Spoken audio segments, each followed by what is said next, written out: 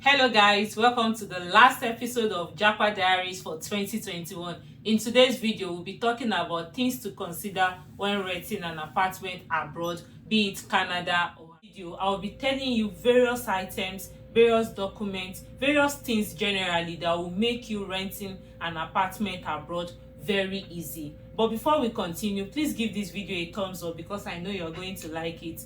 Turn on the notification bell so you'll be notified every time I upload a new video. That being said, thank you guys so much for 2021. It's been a wonderful ride, and I just thought of rounding up these JAPA diaries with things to consider when renting an apartment abroad, because I know that in the coming year, in 2022, a lot of you guys will be moving abroad. So the first part I'll be talking about is how to ask aunt. If you are moving abroad for the first time, it will be different from somebody that is moving from one apartment to the other. If you are moving abroad for the first time, I would advise that while you are in your Airbnb, or if you are here for job employment, your job might probably be paying your rent for the first month, so they will have provided an apartment for you. So I would advise that the next minute you land in that apartment, you start looking for how to house hunt, you start checking various websites, you start talking to different people, so you start seeing different places, and you will not be shocked at the end of your 1 month to get an apartment that you might not like. And the second part of this video will be addressing people that are moving from one apartment to the other. That is, these people are already living in the abroad, but they want to change your apartment. If you have not seen my video, I recently moved from one apartment to the other. So I would advise that before the expiration of your lease term, be it 2 to 3 months before the expiration, I would advise that you start house hunting so that you'll be able to get good deals. When you are not pressed for time, you will get certain apartment that will even be gifting you the first month free, or they will be giving you certain percentage of your rent free. But if you don't give yourself enough time, say 2 to 3 months to house hunt, you will be pressed on time and might not be able to get good deals in your apartment. So that's the first part I want you to consider when you are renting an apartment. The second point that you need to consider when you want to rent an apartment abroad, be it Canada or America, is the documents you need. Require you to provide certain documents before you are allowed to move into an apartment. So I'll be explaining those documents to you and how it varies from different apartment to apartment and different landlords to landlord. So the first thing you will need is your social security number. It's the social security number that the landlord or the apartment owner or agent we use to run a background check on you. They want to know if you are a criminal. They want to know if you have history of destroying other people's home. Some might even go as far as asking for your previous house address. So they want to talk to the landlord or the agent there to know the kind of person that you are. Don't forget this is not Nigeria, that you can just move as much as you want without any check being done. But here, extensive check is being run on you through your social security number. That's why it could be difficult for you if you don't have a social security number to get an apartment. The next document you will need to get an apartment abroad. Under the document that you will require, some landlord or apartment agent will want you to get a letter from your employer, or sometimes they ask for your offer of employment. They want to be sure, they want to confirm that you have a good paying job so that you'll be able to afford the monthly rent of the apartment. Are you with me? If you are with me, please let me know in the comment section that Tolu, I get you, or just give this video a thumbs up. So the next document that they will need when you are renting an apartment is not really a document, but you want to ensure that you have a good credit score. Your good credit score will help you in a lot of ways, and the first one is it will determine the amount that you'll be paying as your security deposit. In Nigeria, we call it caution fee. Here it's called security deposit.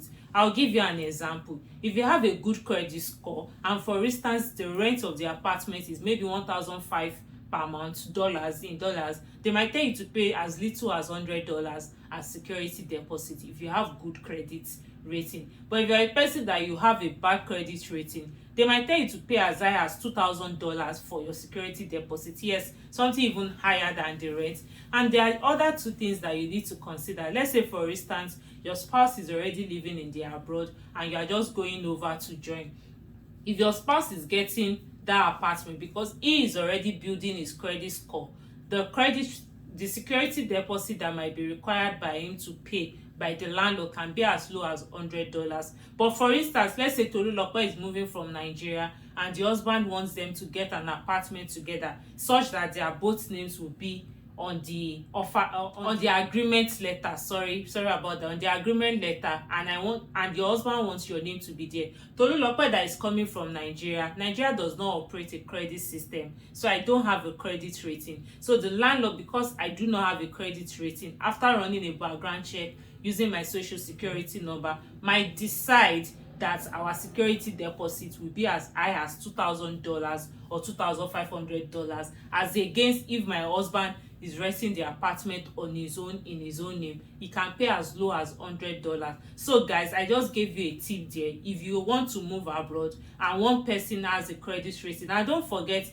in developed countries, you can move your credit score. Let's say for instance you live in the UK and you recently moved to the US or Canada, you can move your credit score from the UK to the US or Canada, and that will still be tenable. So guys, that is it for the documents you will need in order for you to rent an apartment abroad, be it Canada, United States of America, or even United Kingdom. So just know that the moving abroad, the abroad term here, like I always say in my JAPA diary, does not necessarily mean America or Canada. It could be UK, it could be UAE, it could be Australia, or whatever country you might like to be moving or migrating to. Renting an apartment abroad after everything has been concluded and it's now time to move. So the next point I will be talking about is how to move.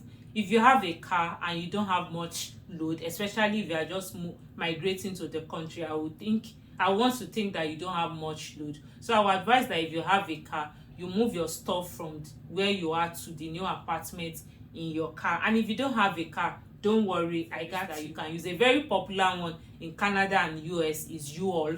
So this U-Haul has a very fantastic offer that they rent the car just to you and you drive it yourself to move your load and property or whatever you are moving from one place to the other, and they just calculate the mileage cover and you are charged by that. But then if you don't know how to drive and you still like to use the U-Haul services, they will provide a driver to you, and this driver will drive the bus or the van in moving your load. But this is just a bit expensive because now you'll be paying for the mileage cover and also be paying the service fee of the driver. So guys, if you can drive, don't make that mistake of hiring a car with the driver. Hire the car and drive the van yourself. That is another tip. So guys, before I move to the next point that you must consider when renting an apartment abroad, please give this video a thumbs up. Subscribe to my channel, guys. Please subscribe to my channel if you are not yet subscribed. So the next thing that you should consider when renting an apartment abroad is you need to know the payment style. But the first thing I would like to mention is in abroad, rents are not paid annually, rents are paid monthly. But differs from apartment to apartment and also based on the terms written in your letter of agreement, or is it called letter of agreement? In your contract of agreement or your rent agreement, your rent agreement, just ensure that you read your rent agreement very well. But the bottom line that I will tell you is rents are paid abroad on a monthly basis. So some landlord will require you to pay through your debit card. Some can allow you pay with your credit card. Some will want you to reissue check to them. Some might even want cash. For example, if you are living abroad and you don't have social security number and the landlord, for reasons that I don't know, have decided to rent the apartment to you, he understands that you might not have a bank account, so they might allow you pay with cash. Another thing that I would like to mention, if you are looking to building your credit rating, it is advisable that you pay your rent with your credit card. You just want to ensure that the payment for your credit card, you are paying them as at when due. So that is another tip right there. Pay with your credit card, and also so that you know the right means of payment, ensure you check your employment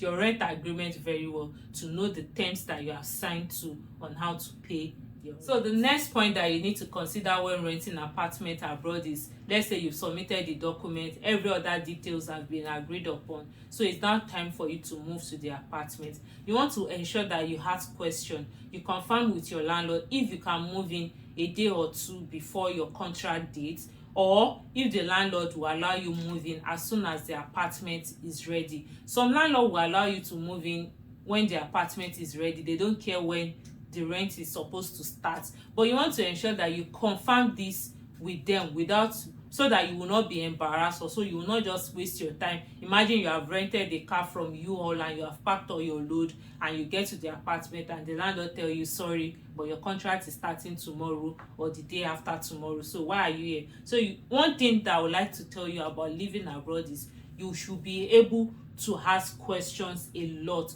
Don't just assume on anything, because you will be surprised, you will be disappointed. So ensure that you ask questions. Some landlords are very lenient, that they will allow you that, oh, the apartment is ready, even if your start date is supposed to be next week. They will tell you that, oh, if your rent is due in your other apartment and you are willing to move, why not come and move in? But some will not allow you to do that. So ensure that you are asking questions and you check in with your apartment management or your landlord before you make about as regards to renting an apartment abroad is if the apartment allow domestic animals or pets, that is dogs, cats majorly. You need to confirm this with the landlord and the apartment management, because some apartments don't allow this, because they are very aware that some people have allergies to cats, to dog, and again, cats and dog can be a bit noisy, dog bags and all of that, and they even destroy stuff. They destroy flowers in the environment, in the apartment. So some apartments don't allow pets, while some apartments allow pets. And even some apartments, if they allow pets, there are certain rules that you need to follow and abide with if you must have pets while living in the apartment. So you want to ensure that you read your rental agreement very well, and if you have questions, ask your landlord or ask your apartment management, so you will not be paying charges for things that you could have as well avoided. So the next thing I will be talking about, that is the next point you need to consider when renting an apartment abroad, be it Canada or America, is who will take care of the maintenance of the apartment. Let's say, for instance, you suddenly have plumbing issues, your kitchen tap isn't working, or your toilet WC isn't flushing. Who is going to handle the bill, or who is going to do all these repairs? In most cases, America, for example, I live in California, the previous apartment that we lived in, and also this apartment that I'm currently living in, the house management, takes care of all maintenance. I mean all, irrespective of what has gone on, be it in the kitchen, in the room, anywhere. The management takes care of all maintenance and all repairs. So you have to ensure that you are asking questions, or also check your rental agreements to know this, because if your management is supposed to take care of the repairs and maintenance and you have gone ahead to take care of this yourself, you might be unable to get reimbursed. You have gone ahead to incur a cost that is not your responsibility to incur. So guys, one major thing that I will be telling you about living abroad is you have to be able to read and follow instruction adequately, so you will not be surprised or disappointed. With this, I have come to the end of this video. I hope I have been able to shed more light on how to rent an apartment abroad, irrespective of the country you are moving to, or irrespective of the country you are currently living in. So guys, let me know in the comment section if you enjoyed this video, and do you have other ideas for this episode on my channel that we tag JAPA Diary? Are there any videos that you want me to film or talk about? Let me know in the comment section. With me on Instagram at Miss Lokpe. I am going to put the name on the screen. With that, we have come to the end of the video. Till I come your way next time, stay fabulous.